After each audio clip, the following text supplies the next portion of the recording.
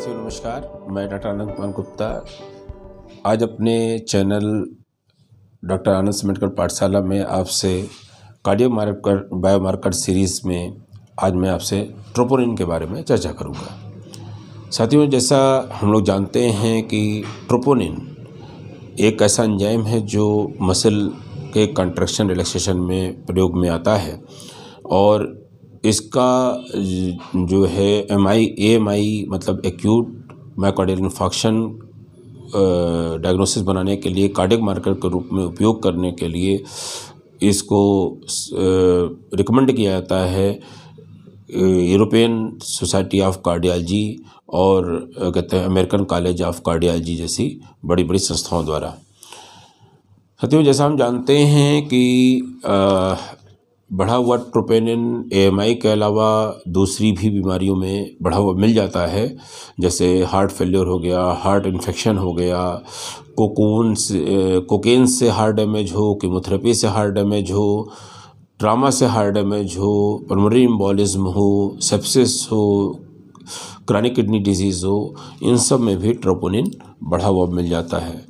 तो हम देखते हैं कि ट्रोपोनिन में भी कौन सा रूप ऐसा है जो कार्डियक इंजरी स्पेसिफिक है।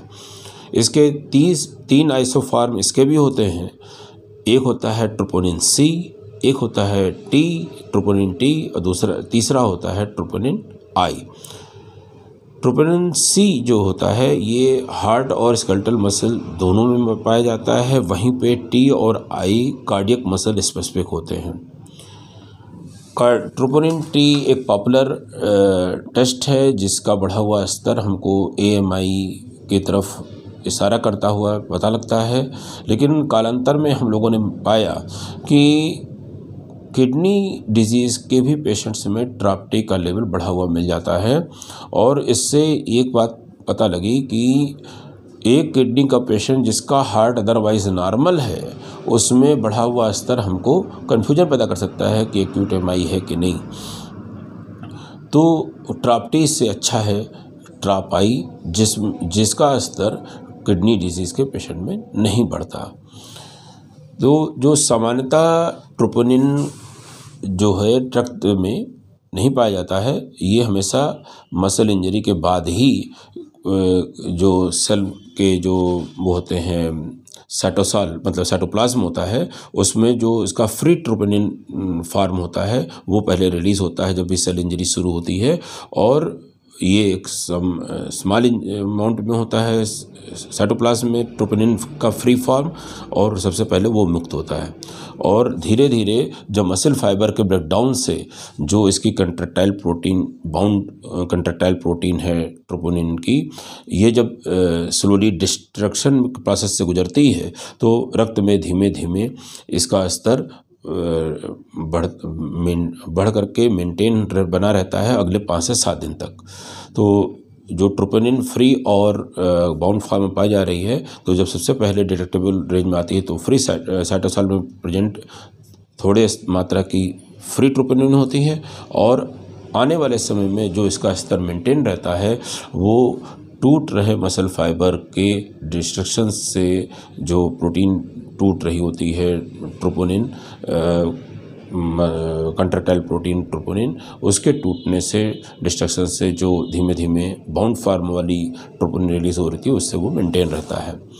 तो इस तरह से हमने समझा कि ट्रोपोनिन भी CPK की तरह 2 से 4 घंटे में एक्यूट MI के बाद बढ़ा हुआ मिल जाता है, और ये अपनी पीक पर 6 से 10 घंटे में पहुंच जाता है, और अगले 7 दिन से 10 दिन तक ये बढ़ा हुआ मिल जाता है।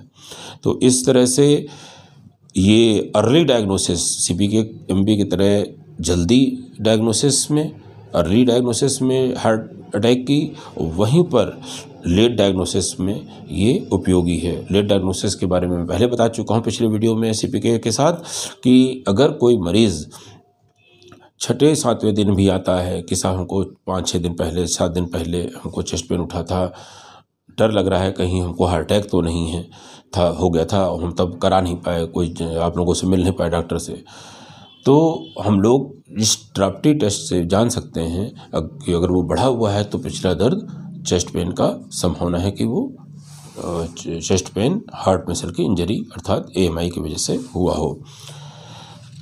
इसकी जो नॉर्मल वैल्यू है वो सामान्य तौर पे 0.04 नैनोग्राम पर ml से कम होती है, और अगर इसकी वैल्यू 0.4 नैनोग्राम पर ml से ज़्यादा हो जाए तो ये AMI एक्यूट मायोकार्डियल इन्फार्क्शन के लिए स्पेसिफिक मानी जाती है।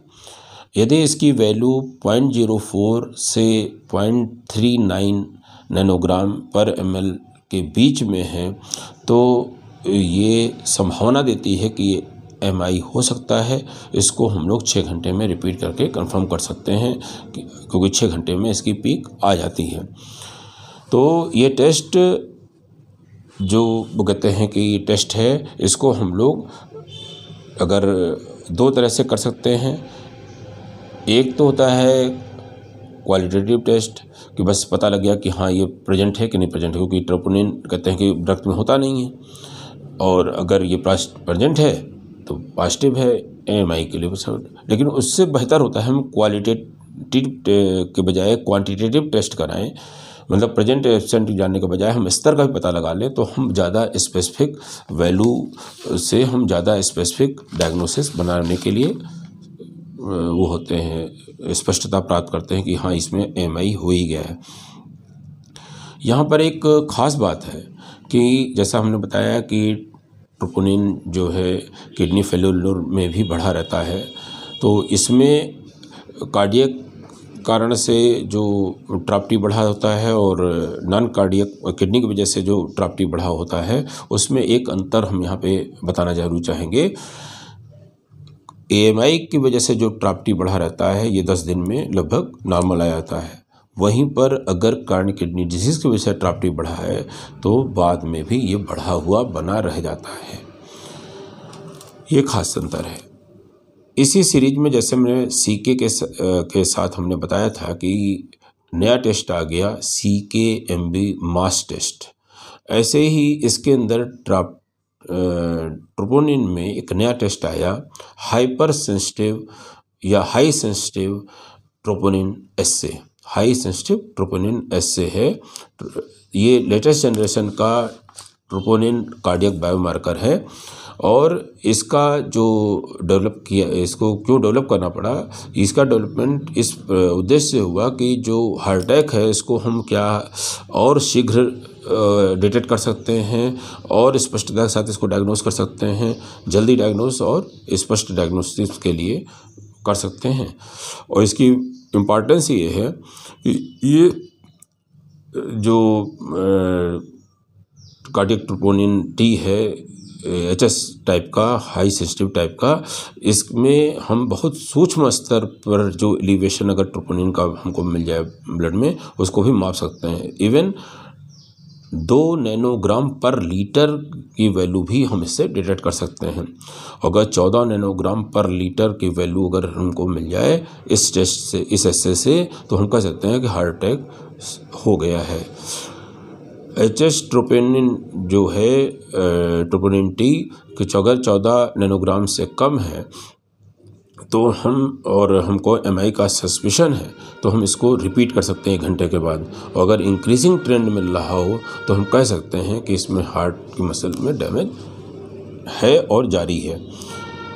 अगर इसका वैल्यू कहते हैं कि 10 है या 12 नैनोग्राम पर लीटर है और इंक्रीजिंग ट्रेंड भी नहीं मिल रहा है लेकिन हायर नॉर्मल है, तो हम ये कह सकते हैं कि ये इसमें अभी तो खैर कार्डियक डैमेज नहीं है, लेकिन अगर यही जिस जीवन शैली में ये चल रहा है तो 6 से 12 महीने में इसको हार्ट की प्रॉब्लम आने वाली है। तो अगर हम यहाँ पर अगर हम लाइफ स्टाइल में मॉडिफिकेशन कर लें तो हम कहते हैं कि होने वाली संभावनाओं को न्यूनतम कर सकते हैं। साथियों, ये हमने आपको शेयर किया कार्डियक बायोमार्कर्स के टाइप्स के बारे में। फिर हमने दूसरे वीडियो में आपसे शेयर किया क्या होता है क्रिएटिन काइनेज और क्रिएटिन MB मास टेस्ट, और तीसरे में हमने आपसे शेयर किया ट्रोपोनिन टेस्ट और हाई सेंसिटिविटी वाला ट्रॉप्टी टेस्ट। आशा है इन जानकारियों से आपको आने वाले समय में कभी भी फ़ायदा मिल सकता है। आपके अंदर क्यों टेस्ट कराया जा रहा है, इसकी वैल्यू क्या है और हमारे जीवन में ये किस तरह से लाभ पैदा कर सकता है, हमको लाभ दे सकता है, इन सब के बीच में जानकारी दिया। आपको इस जानकारी से आने वाले समय पे लाभ हो, आप इसके साथ और लोगों को शेयर कर सकते हैं।